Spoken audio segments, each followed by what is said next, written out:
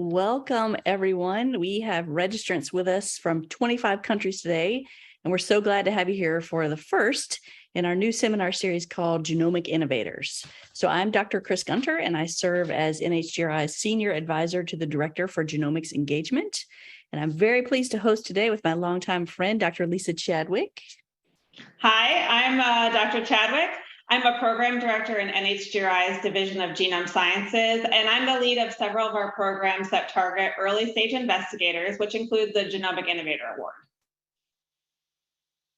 And we also want to strongly thank the team at NHGRI who helped us organize this series, particularly Susan Vasquez and Gerald Samani, who are both wonderful and have helped us do a number of these. So thank you to them. So on this first slide here, you can see, as I mentioned, today is the first one in this new series. We will be hosting them quarterly. That's our plan. So the next one will be January-ish. But you can find out more details for the series that are listed on the webpage here on the bottom if you're interested in the future. And we'll make sure to let you know about them as well. They'll be posted on our YouTube channel after. So if you enjoyed today's talk, feel free to share it later with your friends who could not make it because we all know they're competing meetings. We named this series both after the extramural funding program we had in the past, which Lisa was responsible for, called the Genomic Innovator Awards, and after the fact that we view both of these speakers as true innovators in the field of genomics. So on the next slide, you can see more about our speakers, and I'm going to introduce both of them to you. So Dr. Luca Pinello is an associate professor at Massachusetts General Hospital and Harvard Medical School. He earned his Ph.D. in computer science and mathematics from the University of Palermo in Italy. His research program uses computational approaches, which we'll tell you about today, to systematically analyze the sources of variation that affect gene regulation, including epigenetic variation, genetic variation, and single-cell gene expression variability. And our second speaker, Dr. Karen Mohlke, is professor of genetics and associate chair for research at the University of North Carolina School of Medicine, Chapel Hill. She earned her doctoral degree in human genetics at the University of Michigan. Her research program is identifying genetic variants that influence common human traits with complex inheritance patterns, and also seeks to understand the biological function of identified variants and interactions between genes and environmental risk factors in disease pathogenesis. So while we're talking, we encourage you to put your questions for the speakers into the Q&A section, which you should be able to see at the bottom of your screen. And then Dr. Chadwick will ask those questions of the speakers during the question period when the talks are finished. And with that, I'll turn it over to Dr. Pinello.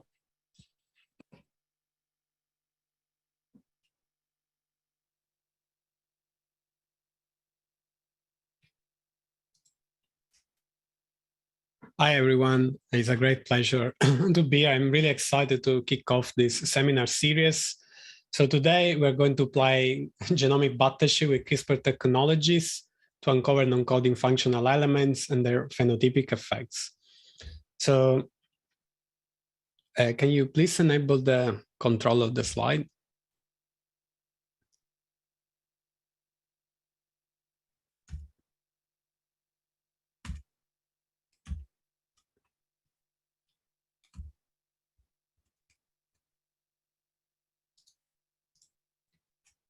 No, it's not working. Should I share my screen instead? Let me try.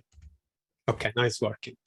So yeah, so I want to, first start with the disclosure, my slide of disclosure.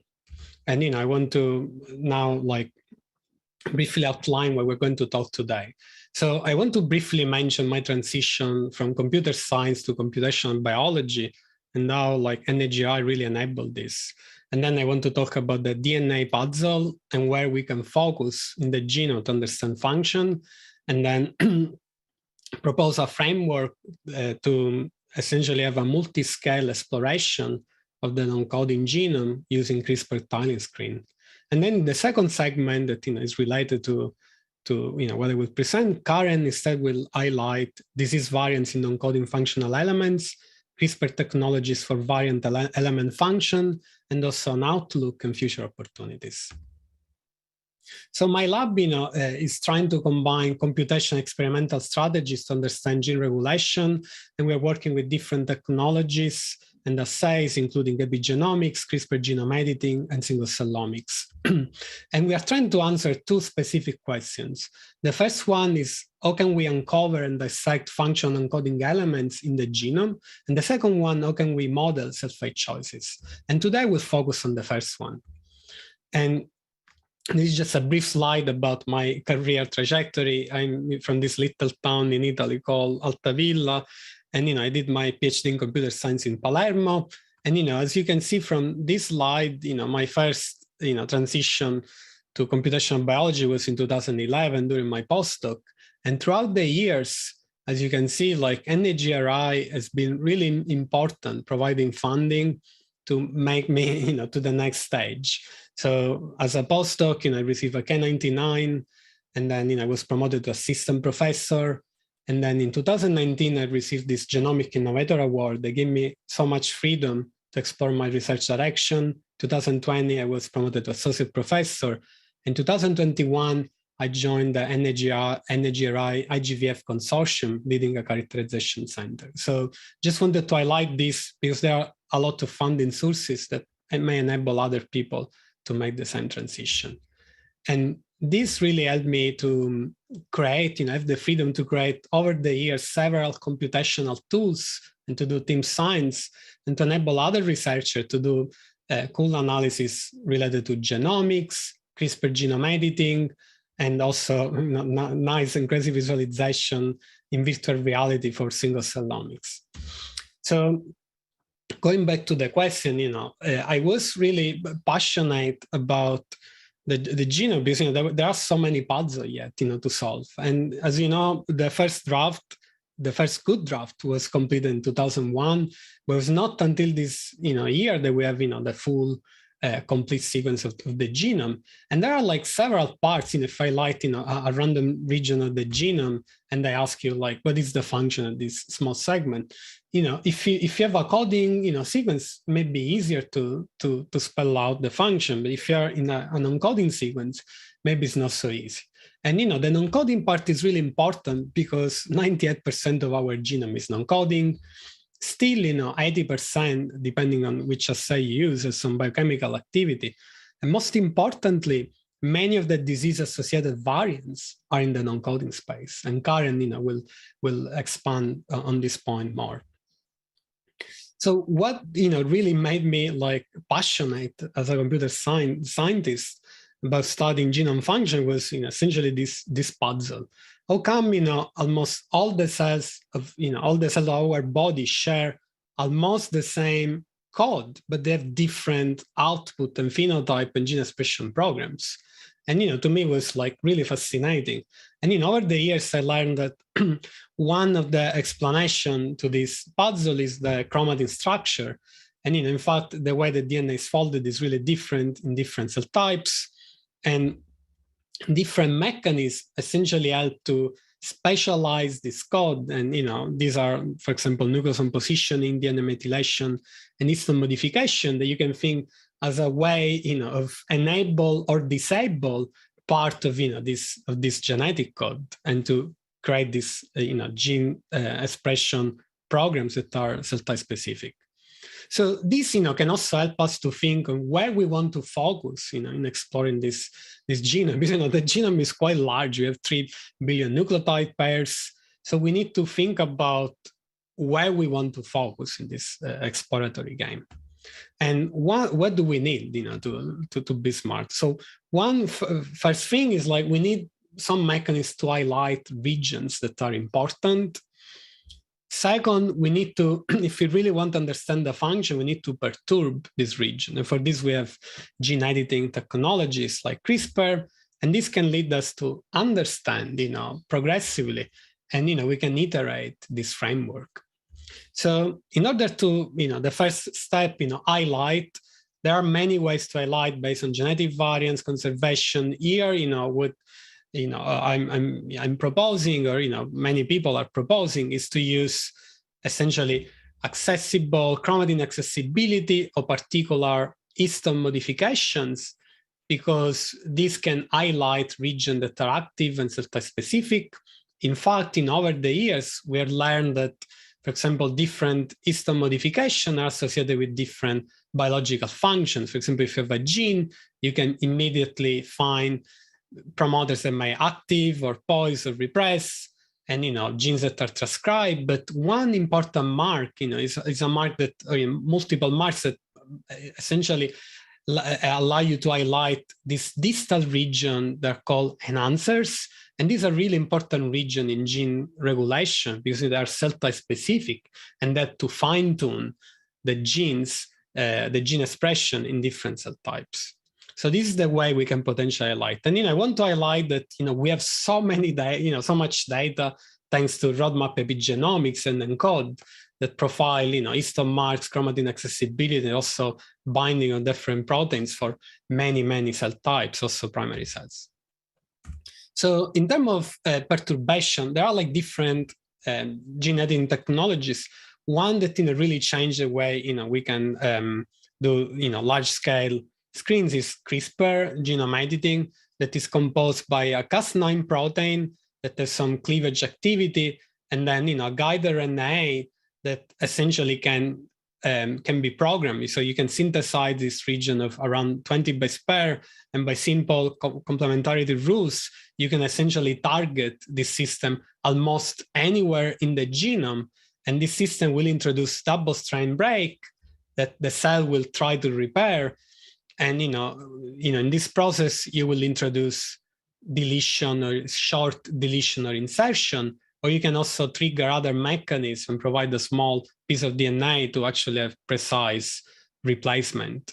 So this is really powerful technique. You can design easily thousands of perturbations if you wish.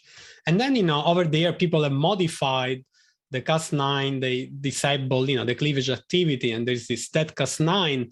And now you can fuse other, effector or epigenetic modifier, and there are like, this different, version of this, but, there are like, names for the different version. A global name is like CRISPR-I that essentially allows you to repress epigenetically a region in the genome, or CRISPR-A that, allows you to activate. And, for example, you can repress genes targeting the promoter, or creating new enhancers in non-coding regions. So really exciting technology.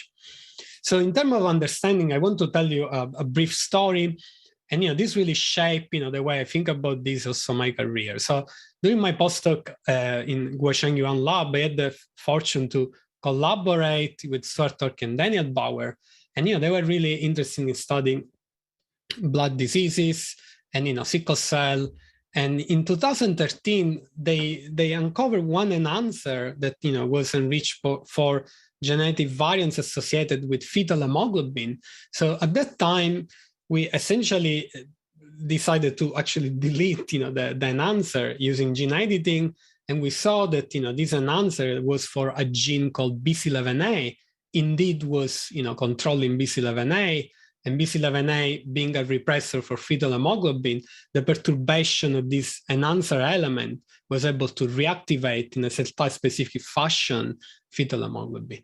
And this is really important because, as you know, we have different hemoglobin. We have the fetal one that only at the fetal stage, and then we have the adult one. So if you find, a genetic switch or, a perturbation that re-enable the fetal hemoglobin, you can ameliorate, for example, sickle cell disease, providing a backup option. In 2015, we use again CRISPR technologies. This time, instead of deleting the full enhancer, we did a saturation mutagenesis screen, and we uncovered that actually you don't need the entire enhancer to activate BC11A, but we uncover a small critical element that was a binding site for a combo of transcription factor GATA1 and TAL1. So you need a single perturbation, around 10 base pair to essentially reactivate this fetal hemoglobin. And in 2019, we showed that this potentially can be a potential therapeutic avenue. So you can envision that you can modify human hepatopoietic stem cell ex vivo with this CRISPR technology with a single perturbation, and then reinfuse these cells, and this can potentially ameliorate this sickle cell. And this is actually a reality. In fact, in 2000, I cannot advance. Oops. Sorry, the advancement is not working. Yeah, this is, I was saying, it's truly translational. In fact, in 2020, the first patient, was treated with this idea, and there are like several clinical trials. One, led by Daniel Bauer, the Boston Children's Hospital, and today, this year, there are already 20 patients that have like a really positive response using this. And I was really lucky to be part of this project, developing all the computational tools that enable some of these exploratory analysis. So now expanding on that, these are really powerful frameworks, so we can apply to other regions of the genome. So, and there is this concept of CRISPR tiling screen that, as my title, mentioned, is kind of playing battleship against the genome. So imagine you have a board and there are a few things that you want to discover. And now you have this high throughput way to throw perturbation on this board. And, you have a way actually to see which perturbation is associated to the phenotype. To a phenotype of interest. And you can potentially use target and answer, variants, and so on. So in my Genomic Innovator Award, I was essentially proposing, well, you can do this in multiple ways, but how can we optimally do this? So the idea is we can combine different CRISPR genome editing technologies to efficiently first uncover and then dissect these regulatory elements. And what I mean, imagine you have a locus, a gene of interest associated to a phenotype.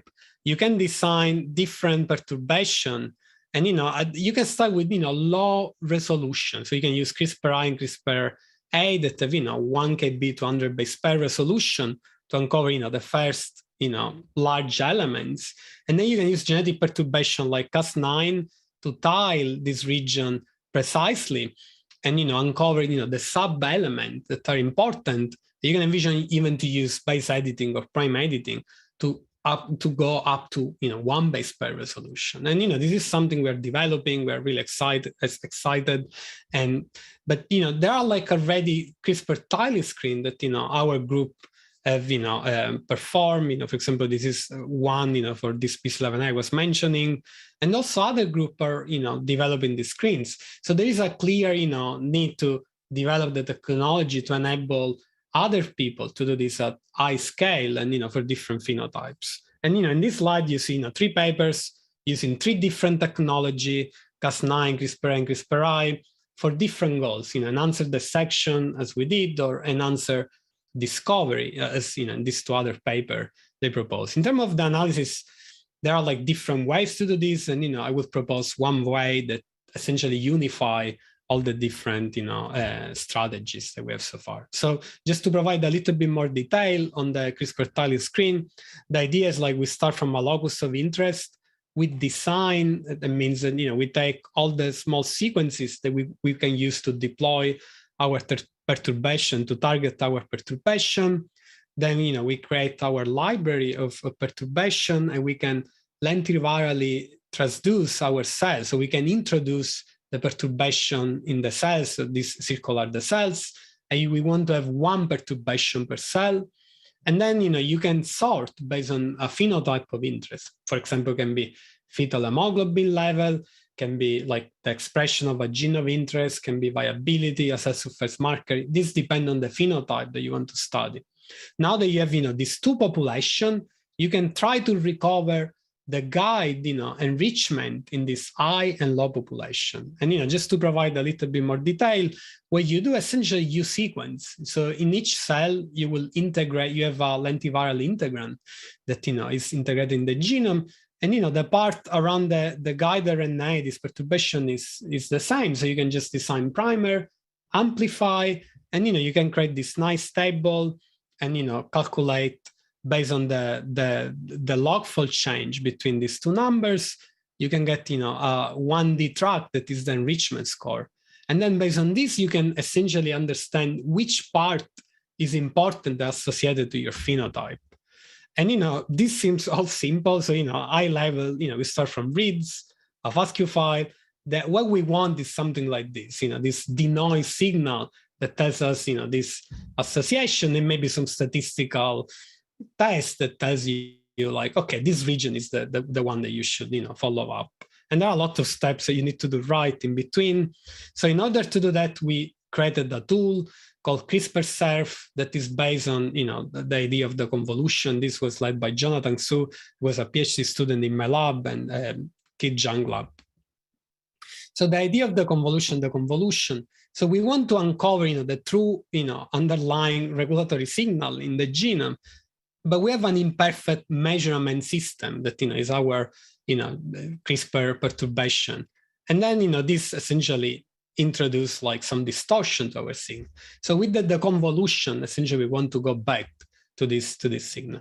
And this depends, of course, on the kind of perturbation that you use. So if you use genetic perturbation, you have resolution around 10 base pair, and these are the small indels. If you use epigenetic perturbation, you have much larger, like perturbation, so you have a lower resolution, of around 200 base pair. So in the measurement problem, what we do is like you can envision that this CRISPR perturbation is like you essentially you can measure this signal here, and if you have the perfect tool, you will observe essentially the perfect reconstruction. But with this Cas9 and CRISPR-A, you get a smoothed version, and this operation is called convolution. So now, like you can frame this as a convolutional model. So you have what you want to recover. You have your perturbation with CRISPR. Of course, we have noise, and we want to reconstruct. And this is what we observe. The noisy signal. We want to reconstruct the original, the original signal. And for this, the good news is like there are several frameworks for the convolution. Here we propose to use generalized loss, so that essentially is a way to go from something like this to something that is parsimoniously try to explain what we observe in the signal, and you can learn more in our paper. So we tested this in multiple CRISPR screen, and we show that this is a generalizable approach, no matter which perturbation type you use, and you can recover the same validated elements and also new candidates. We also did a dual screen targeting the BCL11A locus and several chromatin accessible sites with CRISPR-I and Cas9. And one thing that is nice when you have this dual data on exactly the same region, you can clearly see the value of this multi-scale resolution. For CRISPR-I, you recover these 3 enhancers, but with Cas9, you recover the critical element. You have a much finer resolution. And also, if you use genetic perturbation, you can assess the effect of coding region, whereas with epigenetic perturbation, you cannot do that. And then finally, I just want to say that our lab is really passionate about building tools that are usable and user-friendly. So we built this website that can assist you in the design of the experiment, and as well in the convolution, and then the follow-up annotation and analysis. So this is online. The code is open source, and if you want to try, please let me know, and we're happy to provide support. And the last slide, there are exciting things ahead. Just show you like some tools based on CRISPR-I, CRISPR-A, and Cas9. But now we are using this new editor, base editor and prime editing, that allows you to have really high resolution to potentially change up to a single nucleotide. And also we are exploring a new framework for CRISPR tiling screen, where we envision that instead of reading the guide RNA enrichment, we can read directly the alleles, and we can potentially develop tools to leverage this allele frequency in the different population. And with this, I would like to acknowledge current collaborators, past collaborators, and people in my lab, and especially also my funding source in the NHGRI that really helped me to make this transition, supported my career in multiple stages. And for people that are excited about CRISPR technologies, there is a free conference next month, and we have like stellar speakers. So if you want to learn more, please join us. We'll be online, and you can also send an abstract if you want. And I will stop here. I will hand off to Karen. Thank you.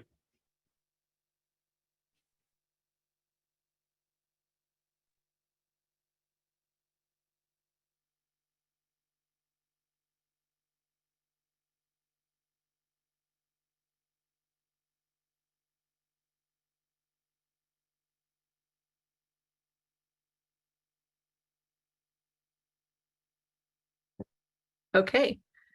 I will now add some context to the use of CRISPR technologies to identify mechanisms responsible for common disease that include variants in non-coding regulatory elements, and then some perspectives on the future. So many common variants associated with common diseases and their related traits have been identified by genome-wide association studies, or GWAS analysis. An example shown here is a recent results of a genome-wide association study screen for variants associated with LDL cholesterol levels. However, most of the variants that may be responsible for these association signals are located in non-coding regions. Thus, a key goal to understand the heritable contributions to disease risk is to identify the genes responsible for the associations. And identifying the specific variants and their molecular mechanisms rigorously links disease risk to gene function. So for non-coding variants, a frequently applied strategy is to examine the non-coding variants located in regulatory elements that correspond to disease-relevant cells or tissue types. So I'm going to show two examples where experimental manipulations with CRISPR-based technologies provided needed validation of the hypothesized links between variants and genes. And these hypotheses are based on genetic strategies to evaluate how variants exhibit regulatory effects. So first, we hypothesized that variants that are associated with gene expression levels and also with a trait or disease may function through that effect on that gene to influence the disease. And then to further understand how the variants may be affecting gene expression levels, examine the chromatin context of those variants. So variants associated with chromatin characteristics such as accessibility that are also associated with gene expression and a trait or disease may be acting through that effect on the regulatory element to influence the gene and the trait. So here's a first example. Starting with a genome-wide association study for glucose levels zoomed into this one region. This was performed in about 58,000 individuals. The same set of variants are also associated with islet RNA-seq-based expression levels of the gene in this region, ADCY5. The variants associated with lower gene expression level were associated with higher glucose levels and higher risk of diabetes. Now, the function of this gene and its expression in pancreatic islets suggested that the variant may act to alter insulin secretion. So when examining the set of variants that could be responsible for this association signal, we compared the locations of those variants to regulatory elements in especially pancreatic islets. And you can see this variant located here is located within a region of accessible chromatin based on two technologies, FAIR and DNase hypersensitivity, and in a region that is an enhancer-based chromatin state in islets and really limited to not many other cell types. So we first set out to, as a first step to understand mechanism, tested that particular variant, the trait-associated variant in its regulatory element for effects on transcriptional activity. So shown here, we analyzed that variant in a reporter assay and, in the regulatory element, and both the regulatory element with either allele shows enhancer activity. However, the A allele at the variant shows reduced enhancer activity. And that's consistent with the lower levels of ADCY5 expression in the EQTL analysis. Now, while this experiment shows that the variant is capable of altering transcriptional activity, it does not validate the link from the variant to the gene or to gene function. And so for that manipulation, we turned to CRISPR. The regulatory element spanning this variant is conserved across species. allowing us to use a rat cell model that secretes insulin well. So in this experiment, we generated 2 double-stranded breaks, deleting the intronic regulatory element from the genome, and we obtained clonal lines with homozygous deletions. And we then measured the effect of gene expression, the effect of these deletions on gene expression and on cell function. So here, I showed that when the regulatory element is deleted in the homozygous enhancer deletion clonal lines, the gene expression level of the ADCY5 gene is reduced compared to lines that were created that were not targeting, that did not generate deletions. A nearby gene, SEC22A, was not affected. Its gene expression was not affected, suggesting that that deletion was limited in its impact. What about function of those cells? Does removing this regulatory element alter the cell capabilities? And here I show that those deletion enhancer, the deletions of the enhancer show reduced secretion of insulin compared to the mock edited cells. So we can build a mechanism looking at the variant, its effects on enhancer activity, that association with expression level in pancreatic islets from individuals, the association with glucose levels and risk of diabetes. And this evidence now with the CRISPR-based deletion of the regulatory element makes that connection between the variant and the regulatory element and the gene, as well as its function in disease. Now, this strategy is this application of CRISPR technology is pretty low throughput. Targeting efficiency is low, requiring extensive screening of clonal lines, and really setting priorities among variant-containing elements. So in this case, we were motivated by that evidence that the variant affects transcriptional activity, that the element was limited in the cell types in which it was an enhancer, has characteristics of enhancers, that there were really few other candidate variants in elements that could be responsible for this GWAS signal based on those annotations, that this element was conserved across species, and some other experimental and annotation support, some allelic imbalance in ChIP-seq data and evidence of specific binding of proteins. I'll now turn to an example of using CRISPR technologies to understand genetic effects on regulatory elements, gene expression, and disease. So here, we started by generating chromatin accessibility data in a pilot study of human liver samples from 20 individuals. We performed ATAC-seq to identify the accessible chromatin regions, identified peaks spanning the genome, and then tested variants that were located within 1 kilobase of the site of one of these peaks or regulatory elements to ask whether the alleles at that variant were associated with the level of accessibility. So in this study, we identified more than 3,000 regions across the genome where this was the case. We then compared these chromatin QTL signals to genome-wide association signals to identify potential functions. So an example of that chromatin association is shown here. These are profiles of ATAC-seq data from 9 different individuals shown across the width of the screen, and the peaks then that are called as regulatory elements are shown below.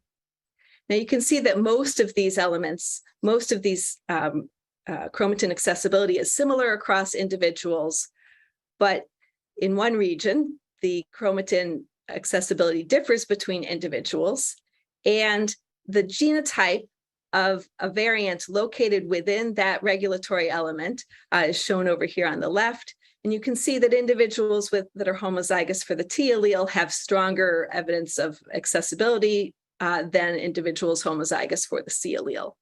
So this is a chromatin QTL variant.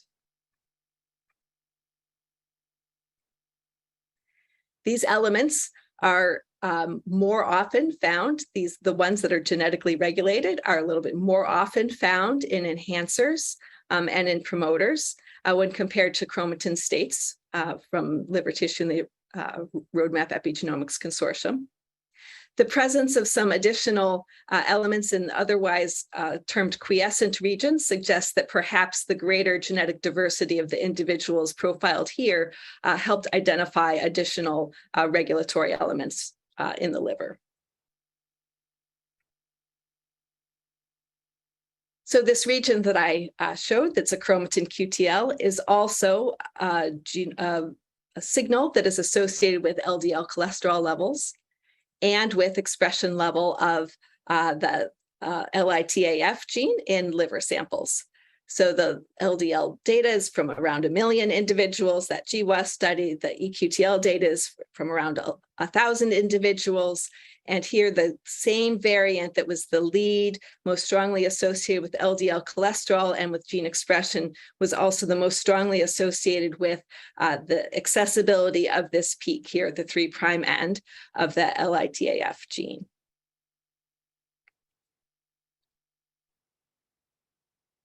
This gene potentially plays a role in more than one cell type within the liver tissue that we examined. And the variant within the regulatory element is really, there are 3 variants that are found all close together, located in the same regulatory element, that are all proxies from one another. So again, as a first step, we tested these variants within the regulatory element to see if they could alter transcriptional activity. So here tested as a haplotype, and we examined 4 different cell types that could be playing a role in the liver tissue. In all 4 cell types, we observed the same result, that both haplotypes, both the regulatory element serves as an enhancer compared to the empty vector, and that the alleles that were associated with greater chromatin accessibility showed greater transcriptional activity. These are the same set of alleles that are associated with higher liver expression of LITAF in the EQTL analysis and higher cholesterol levels in the GWAS data. So again, this does not demonstrate, the data do not yet validate the role of the regulatory element on the gene. So here, to do that test, we used CRISPR interference in a hepatocarcinoma cell line. Luca introduced this strategy earlier, and we used guide RNAs spanning the enhancer and compared them to non-targeting guide RNAs. And in this preliminary experiment, the knockdown leads to a significant reduction in expression level of the LITAF gene. So these data provide important validation of the hypothesized link to the gene. The CRISPR-I system is much more amenable to higher throughput studies, as the guide RNAs can be designed to many regulatory elements, including promoters, and to measure the effect of altering gene regulation as well as gene expression. So what does the future hold for CRISPR technologies to identify non-coding functional elements and their phenotypic effects? Well, first, there will be improved CRISPR technologies, many technological advances, continued development of the biochemistry of editing, and the design of effective guide RNAs. Guide design that better considers the diversity of human variants will improve both the efficiency of targeting and reduce off-target effects, especially as more diverse genomes are edited. Newer technologies, as Luca introduced, of base editing and prime editing, hold promise for more precise nucleotide changes with higher efficiency. Improved design of the biochemical aspects of CRISPR-I and its counterpart CRISPR activation can enable study of the consequences of a wider range of changes to gene expression levels. Screens can become more comprehensive and test a larger number of variants and elements in a wider set of cell types, cell states, and organisms. And improved signal cell technologies will enable DNA and RNA to be profiled at scale, facilitating understanding of genetic effects in these specific cell types. And finally, we can anticipate more in vivo applications, including to treat and reduce the impact of human disease. The future will also hold a more comprehensive understanding of non-coding functional elements and their phenotypic effects. So non-coding regulatory elements differ by cell environment, by specific cell states, and their the cell types and the various cell states that differ during development and in response to perturbations of the cell environment. And non-coding elements also differ by genotype. And we'll learn about these effects through the CRISPR saturation mutagenesis screens, as Luca mentioned, and the study of natural human genetic variation in more and more individuals. One community that is performing this type of research is the new IGVF consortium. This consortium has multiple goals to understand the impact of genomic variation on function, and I've listed two of them here. And one is to apply technologies like the ones that we have described to systematically perturb the genome and figure out the effects of variation, of variants and elements on genome function and phenotype. And also to perform high-resolution identification of where and when genes and regulatory elements function. Luca is a program director for one of the projects as described here, and he and his team are using base editing, CRISPR screens to identify and examine the function of variants responsible for blood and heart diseases. And in one aspect of this project, Luca's team is collaborating with a team at UNC to examine variant function results across technologies and strategies. Finally, I'd like to acknowledge the people who contributed to the projects I showed, including the people in my group, past and present, our collaborators at UNC and elsewhere. Great. Thank you both so much for those great talks. We have some time now to answer questions from the audience. So remember, if you have a question for our speakers, go ahead and post it in the Q&A box and I will ask it. I'm going to start with a question and then I'll ask some of the other ones we've gotten in the chat while you both were talking. So Luca, the work that you talked about uses tools and technologies that are still relatively new. How have those kind of changed the way that you both have been able to address the questions that your lab is interested in? And how accessible are these kinds of technologies to other researchers? Yes, very good question. So I think, like we have seen a revolution, like, for example, with CRISPR, single cell technologies. And, initially, they were not so accessible, but now like so many labs can easily, deploy this technology, and, one barrier sometimes is like having the computational tools, but now there are like several programs, including this Genomic Innovator that, like help, researchers, like me that are excited about developing tools to help others, right? So I think, like it's a nice, framework, right? There are new technology, and I think now like we're much faster in adopting new technologies, and with sharing, it's like more open. We share reagents, and so I think like I see like a really positive future. There will be new technologies, but we have already a system to share like this technology as well, computational tools. So yeah, that's my short view on this. Great.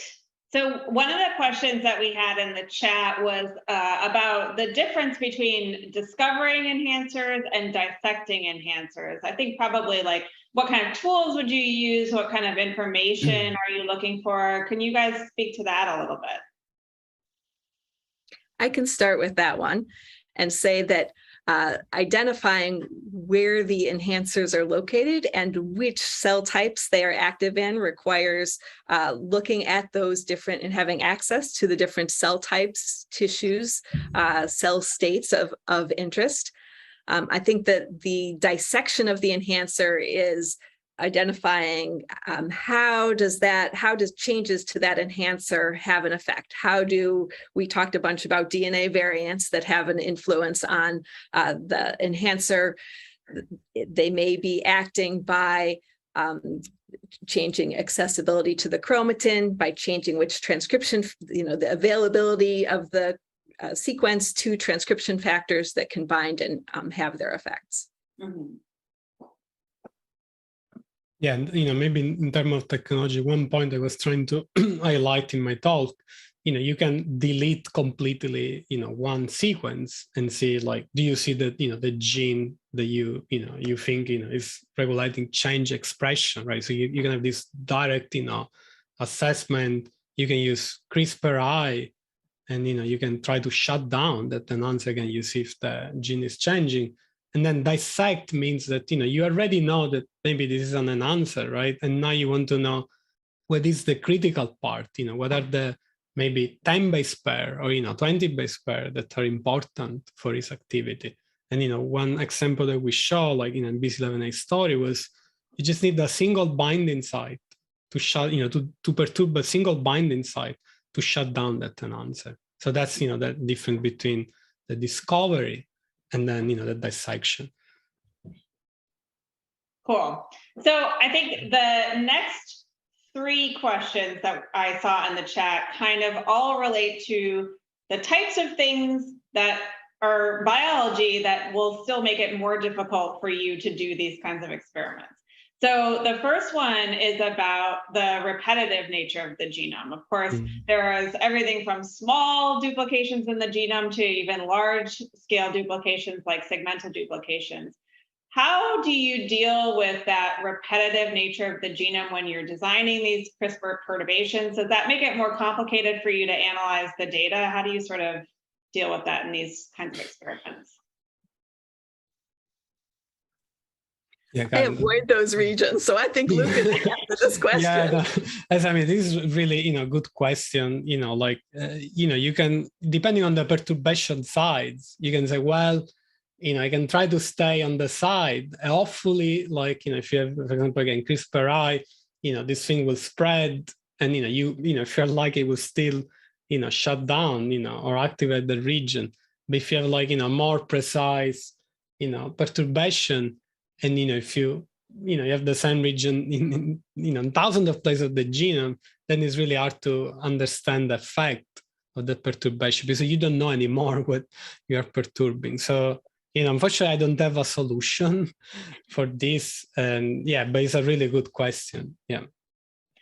So the next, sorry, go ahead, Karen. Well, the related question about cell type and developmental stage, right, offers opportunities to evaluate the cells at different stages of differentiation, either, cells in a dish. And so from multiple individuals, like iPSC derived cells that are differentiated or in the process of differentiation into different cell types, you can examine both the effect of variants and any perturbations to those cells and the change in developmental stage to understand their impacts. Mm-hmm. And I think sort of the next part of that question about cell type context and how important that is like, how do you even know necessarily whether you have the right cell type in your assay? And how do you deal with that uncertainty when you're designing these kinds of studies?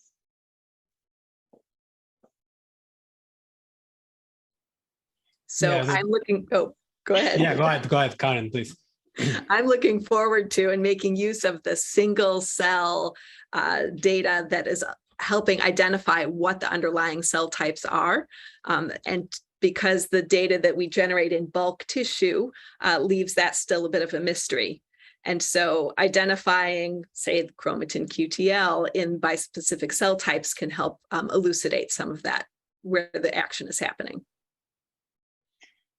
Yeah, no, I Karen, agree. oh, sorry, go ahead, Luca. And there are like papers that show like already current in QTL or QTL the value actually decomposing this in different cell types or subpopulation, or even continuous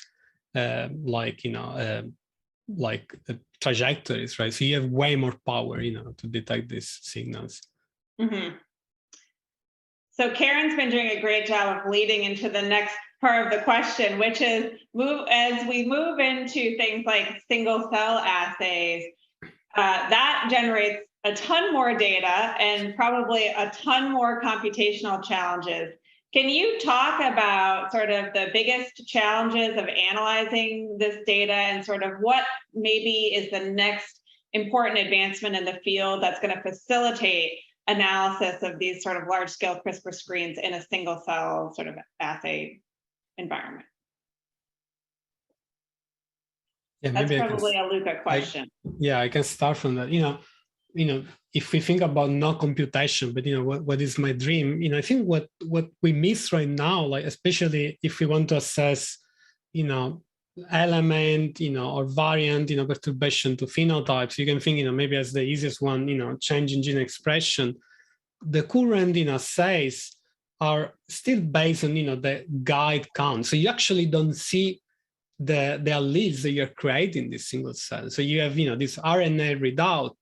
So it's really hard to, have a definitive, or high resolution, answer if you cannot read, what you're doing in individual cells. So in terms of technology, I know there are some effort in this direction, but we are still not yet there. They are not scalable. But that's, the one thing that can change, a little bit the game. In terms of computational analysis, it's becoming harder and harder because the scale is increasing. We have like several companies and labs that are innovating, and like the kind of skills that you need to develop. For example, if you're a postdoc or a trainee or a research scientist, you need now to learn like things related to big data, or start to learn how to use GPUs or other techniques that before were not necessary, but at the same time is an exciting challenge, right? Like I'm not complaining. Actually, I see this as an opportunity to actually leverage this new computational technologies and data structure that were adopted in different fields.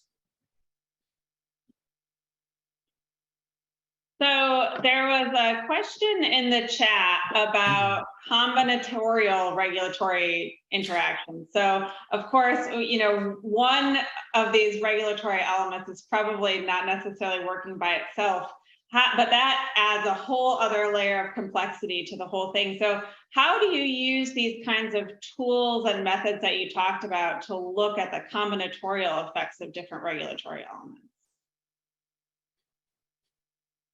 We're really stumping you guys here. No, these are good questions. I mean, I think, like, this is a super exciting area. And, there are like some technical limitation, if you think about single cell, as a readout, how many cells can you really profile and how many combinations you can explore. So if you have already an hypothesis about, small number of elements that can, have, some synergistic effect, you can design the screens. But if you want to, think broad, I don't think we have, the technology, the funding, level to explore, the time to explore, this large, the large combinatorial space. So we need to be really careful in, rational design, the pairs, or, the combination that we want to explore. So yeah, that's my take on this. I agree. Prioritizing, starting with elements that show an effect and then designing specifically which combinations to evaluate is the practical short-term way forward to be able to investigate those combinations. So I see a question in the chat that reminded me of one that I had planned to ask you about. So Luca, you received the Genomic Innovator Award to help you fund this work. That is, as you know, a grant mechanism that's a little bit different from sort of the standard grant mechanisms. This is kind of the boring talk about NIH funding, but it uses the R35 mechanism, which is much broader in scope and less tied to like very specific research goals. So how has that helped you pursue this kind of work? Has that flexibility been important in sort of helping advance the work in your lab? Yeah, I mean, absolutely. I think this grant has been really transformative for me. You know, I'm a really collaborative person. You know, like I'm excited about too many things. So, you know, having the flexibility, you know, to do things that, you know, will advance maybe one area that can be gene regulation, but having the flexibility to collaborate, you know, broadly with many labs, you know, these are really, you know, enable me to, you know, create many tools, because, you know, the way we envision, I'm really excited about new technologies related to gene regulation broadly. And then you can contact different labs that, you know, generate data or, you know, design together, you know, experiments. And, you know, I think, you know, this is really different if you have like a rigid structure where you have, you know, a particular disease or a particular phenotype that you want to study. That, you know, is really important research. You know, I like that model as well. But, you know, for kind of team science, I think, you know, the Genomic Innovator Award, you know, really enables to do that without worrying too much about completing, you know, this sub-aim, right? So yeah, I'm really grateful, you know, for this, and, you know, it's really helping my career, you know, in the past few years. Yeah, you mentioned the team science aspect. That was another sort of unique feature of the Genomic Innovator, was that it was open to people who had been involved in some team science kind of projects. And I think, you know, some of your previous work in ENCODE and what you guys will be doing in IGVF are good examples of how those team science approaches can be so important in helping us address big scientific questions that we couldn't really do quite as well on our own in individual labs. Yeah, totally agree. So the other question here then is also about funding, and it's about funding and maintaining software tools. That's also a challenge, and you've developed a number of software tools. You know, how do you in your lab maintain them? How do you support them? How do you fund them in your lab? Yeah, no, that's a really good question. I mean, it's really also hard, you know, question. So it's really hard because, you know, like, you know, I don't think there are like specific mechanisms. Maybe, you know, this is my ignorance, but I don't know many mechanisms that are specifically designed to maintain softwares. And, you know, unless, you know, your software is like so famous and, you know, foundational, you know, if you have like multiple softwares, it's really hard to maintain them. And, you know, my strategy, you know, my practical strategy is like trying to use technologies like containers. You know, people probably have heard about Docker, that essentially, you know, that thing that you did, you know, like when you develop, it will always work, right? So this is like, you know, a partial solution because, you know, to maintain, then, you know, like you have to, you know, stay in this, you know, if we can say in this cage, right? You know, you have this, you know, small, so it's really hard, you know, then to maintain long term, but at least, you know, would be always reproducible and can always run the way you were intended.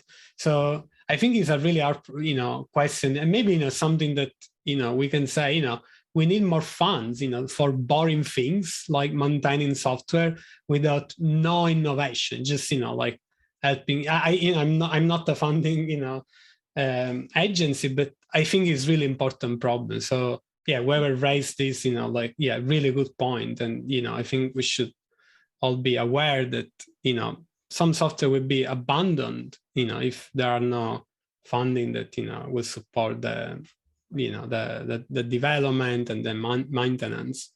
Right. So I see there are so many good questions in the chat now. So one of them is about something that's NHGRI feels is really important and it has been talking about a lot lately, which is the importance of including participants with diverse genetic ancestries in our research, and how we really need to build that in from the start so that we can make the work that we do applicable to all populations. How do you both think about that when you're developing studies in this sort of area? I can start there. We learn a lot from every genetic variant that can be studied, and there are more variants present across the world in individuals of all populations than are found in just single populations.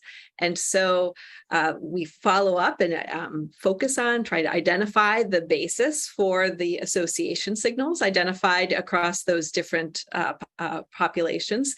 All of the biology that gets discovered is relevant to all of us humans. It's just the opportunities that we have to characterize them and identify them through the presence of those variants.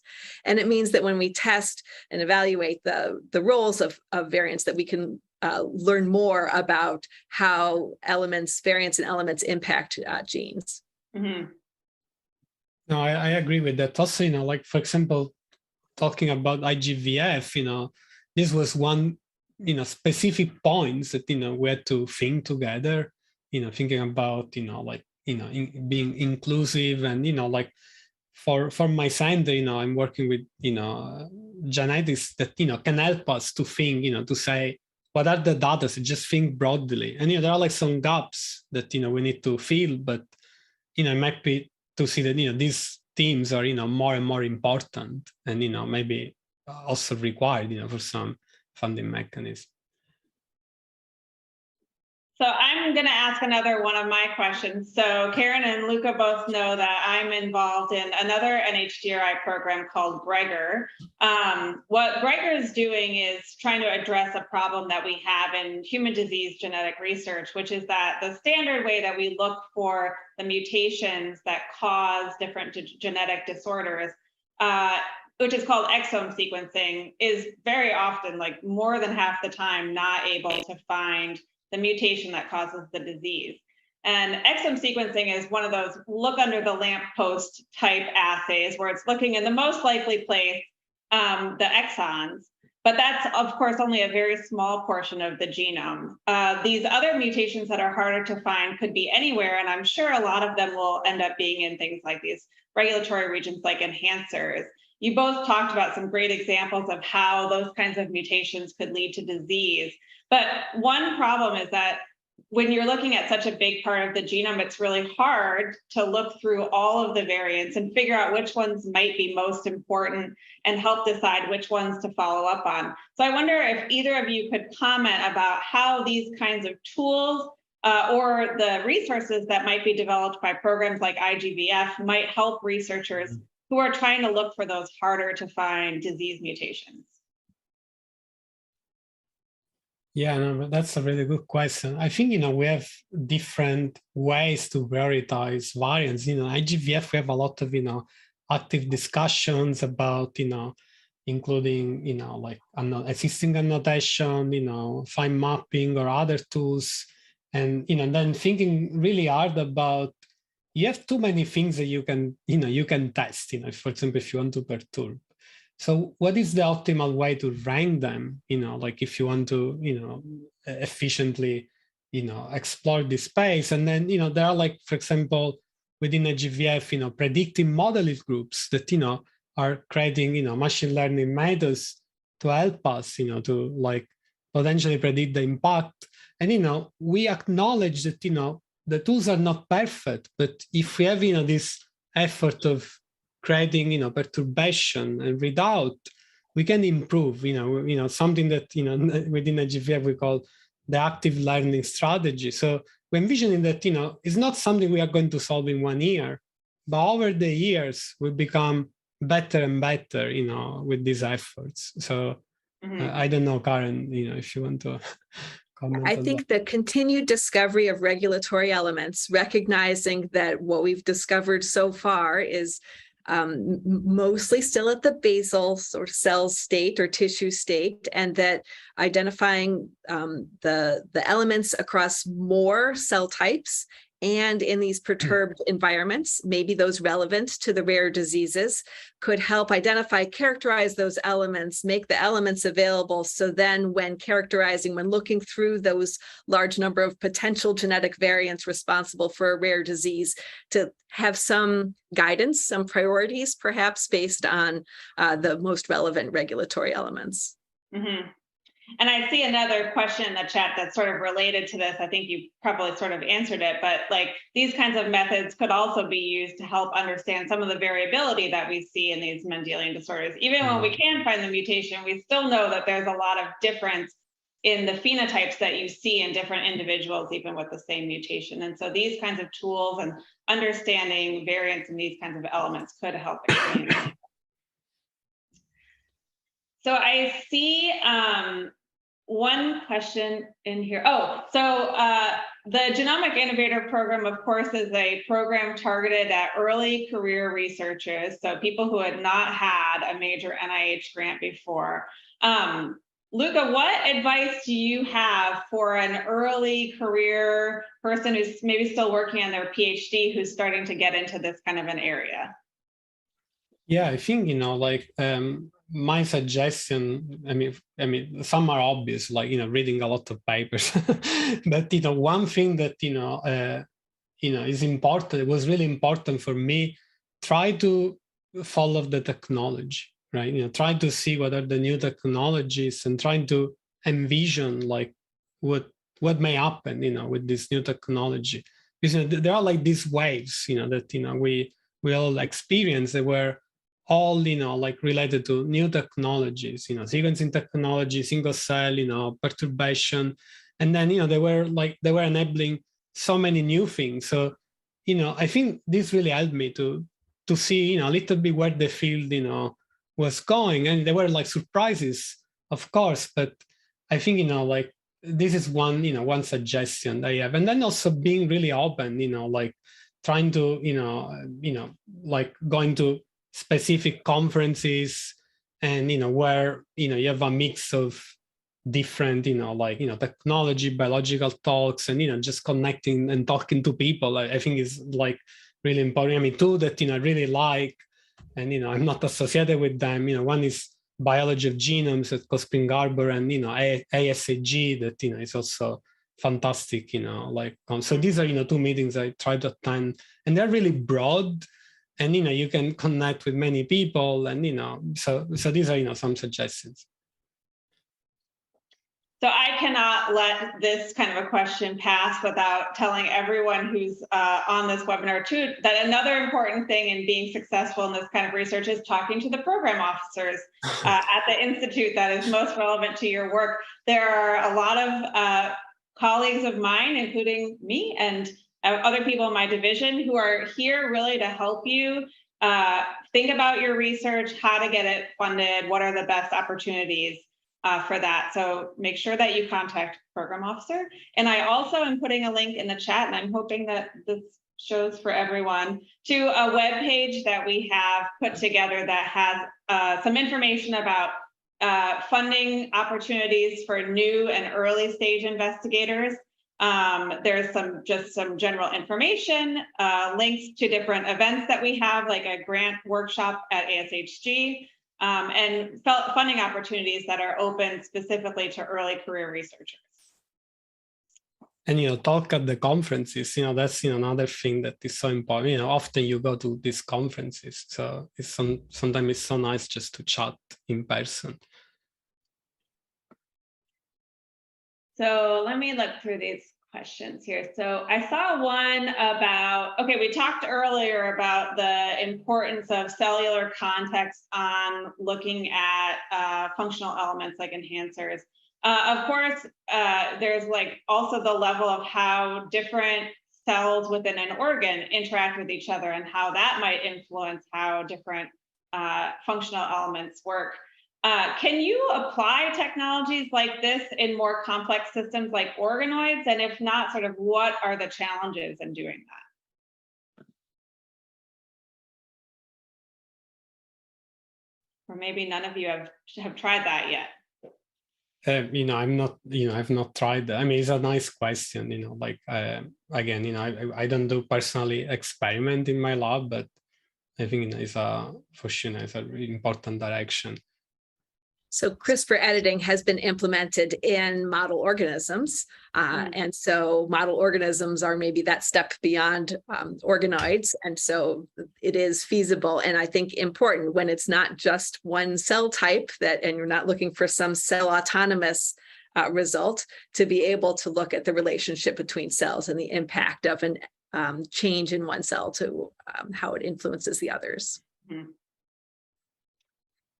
So I see a couple of questions in here that are related to another sort of important area for NHGRI, and that is about sharing data. So the one question is sort of, how do you share this kind of data that comes out of your lab from these kinds of experiments? And then how will programs like IGVF share the data that comes out of that program so that it can be of use for people, for example, who are trying to interpret whether a specific variant might be important in a disease? Yeah, no, that's a really good question. I think, I'm always say, we always need to share the raw data, the closest to the raw data, and then we need to share as well the methods that we use to process this data and, to, reach our conclusions. And, for this, there are like, for raw data, we have geo, for example, for, sequencing data. For, code, we have like GitHub or, other rep. And for methods, like, assemble methods, there are like different avenues where you can put like, the soft version of your software that you use. And then, like journals have been more and more, demanding on this in a good way, right? That you need to actually share, like, and for some other, option, there are like, Figshare, Zenodo. And so, we have like a system in place, to share. So, if we don't do that, it's our fault. And, like, I think, it's ridiculous now, like to see some people, we will share upon request, like this is something that I think, we should go away from that, it should be the default that you share and you should not have this statement, and I know it's a lot of work to, to reach the point that you are confident in sharing your code and all the data, but I think, the standard should be higher, it should not be possible to say, well, if you contact me, I will share the data. In terms of IGVF, it's really nice, to see that, there are a lot of, again, discussion, we're the planning year, thinking really hard about how can we maximize, the data we are going to generate and share, and, how to make sure that we share, to a level that, would be used, right? Yeah. And, so there would be like, the raw data or, preprocessed data, and then there would be something that we call the catalog that, will essentially be something really accessible to the community that will also evolve over the years. So I don't know, Karen, do you want to add your view? Right. So IGVF, like many NHGRI consortia, is very interested in getting that data available and available as soon as possible. And so being able to obtain it will be feasible to obtain data that's generated even prior to being published. And then this catalog idea is to try to combine the data from multiple different types of experiments and types of data characterization and predictions to make that data more accessible. That's quite the challenge. So I think that it is a long-term process. One of the goals of IGVF is to also make it possible for others to perform the kinds of experiments that are being done in that consortium. And so making available protocols and trying to, if there are standards identified between members of that community to, get feedback on them, combine them, make those available to be able to, right, there are a lot of cell types, cell states, and variants to cover. So right. It's more than just one consortia's work. Yeah, no, I agree. And I think you also highlighted sort of one of the major challenges. We always at NHGRI want our data to have the broadest impact possible. But it is hard to understand or even think about all of the potential uses of the data and to sort of put it out there in a way that makes it most accessible for people. So I think if you see these kinds of data sets and you have thoughts about what would make it easier for you to use, I'm sure that there will be opportunities to provide that sort of feedback. So I think we're almost out of time. I didn't get to all the questions, but I just want to thank everyone for asking them in the chat. I also want to remind you that this is a quarterly seminar series. We haven't scheduled the next one yet, but we imagine it's going to be in January, I think is what Chris said. So we hope you'll be able to join us for future talks. Keep an eye on our webpage and our social media to find updates about that. And I just want to again thank our speakers, Luca Pinello and Karen Mohlke, for these great talks and this really exciting discussion. And we hope to see you again at the next Genomic Innovator Seminar.